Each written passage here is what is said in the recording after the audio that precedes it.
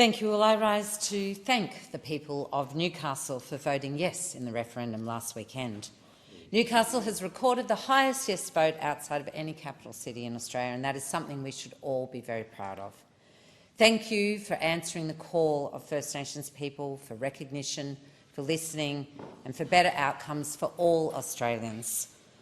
I'm enormously grateful to the hundreds of volunteers in Newcastle who knocked on the doors, made phone calls, ran street stalls and community events.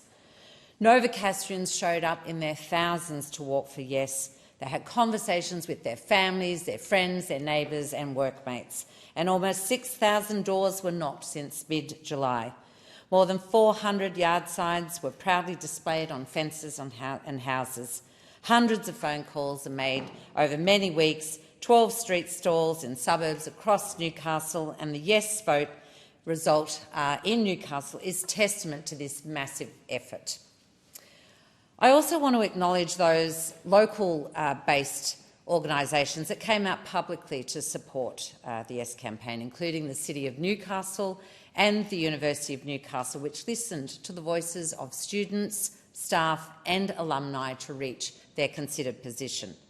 The University of Newcastle has the highest number of First Nations students of any university in Australia, and their decision was led by evidence and following consultation over a number of months, including surveys, information sessions and community reference groups.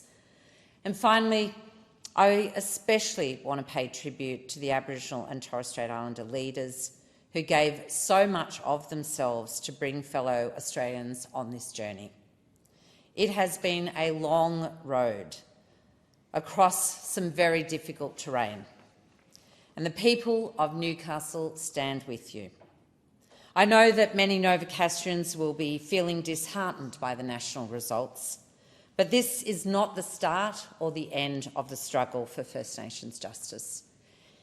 It has been with us for a very long time.